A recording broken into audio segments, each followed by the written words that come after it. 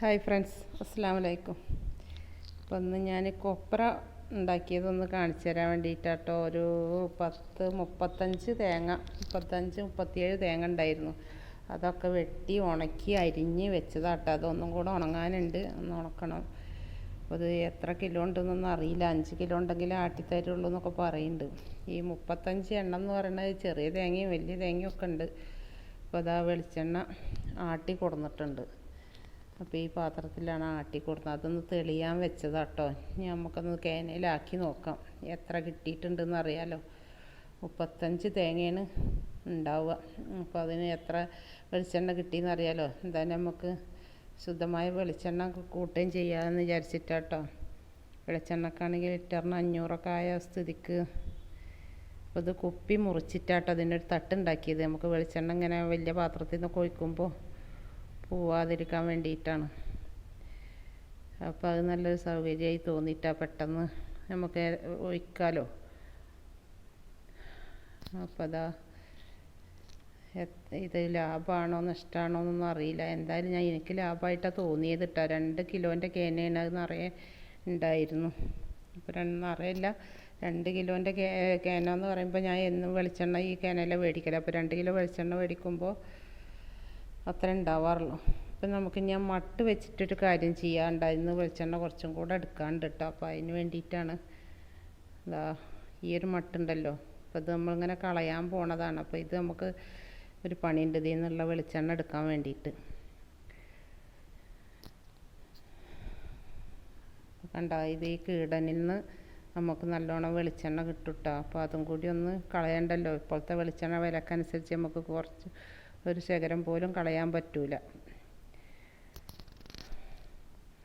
അപ്പോൾ ആ ചീനച്ചട്ടി അടുപ്പിൽ വെച്ചിട്ട്, അടുപ്പിലാവുമ്പോൾ തീ ഇതിൽ ചെറിയ തീയിൽ എങ്ങനെ ആക്കിയെടുക്കാൻ വേണ്ടിയിട്ടാണ് അടുപ്പത്താണ് വെച്ചിട്ടുള്ളത്. അപ്പം നമുക്ക് അതിലേക്കൊരു 1/2 ഗ്ലാസ് വെള്ളം ഒഴിച്ചു കൊടുക്കുന്നുണ്ട് കേട്ടോ.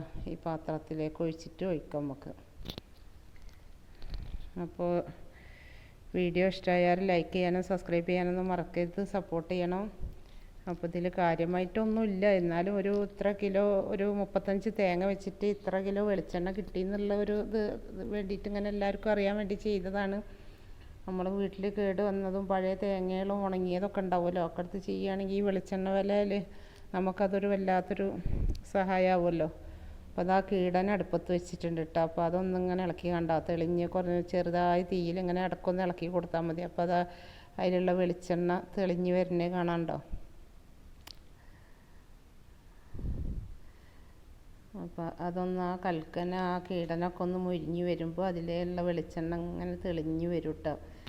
അപ്പോൾ നമുക്കത് കണ്ടോ, അപ്പോൾ തെളിഞ്ഞ് വരുന്ന വെളിച്ചെണ്ണ. അപ്പോൾ വെറുതെ കളയണ്ടല്ലോ, നമുക്കൊരു ദിവസം ഉപയോഗിക്കാനുള്ള കിട്ടിയ അതായല്ലോ എന്ന് വെച്ചിട്ട് ഞാനൊന്ന് പരീക്ഷിച്ച് നോക്കിയതാണ്. അപ്പോൾ ഇനിയിപ്പോൾ അത് ഇതായിട്ടുണ്ട്. ഇനി നമുക്കിത് എന്ത് ചെയ്യതാണ്ട് അങ്ങനെ പിരിഞ്ഞ് അതിൽ വെളിച്ചെണ്ണ ഒന്നും വരാൻ പാടില്ല. തീ തൊട്ട് നോക്കുമ്പോൾ അങ്ങനെ ആവണം. അപ്പം ഇനി അതിങ്ങനെ കുറച്ച് സമയം വെച്ചാൽ തന്നെ തെളിഞ്ഞ് വരും കേട്ടോ. അപ്പം നമുക്ക് ചൂടാറി കഴിഞ്ഞതിൻ്റെ ശേഷം എന്ത് ചെയ്യണം, ഇതൊന്ന് ഒരു വെള്ള തുണി എന്തെങ്കിലും വൃത്തിയുള്ള എടുത്തിട്ട് അതിലേക്ക് ഇട്ടിട്ട് നന്നായിട്ടൊന്ന് പിഴിഞ്ഞെടുക്കുക.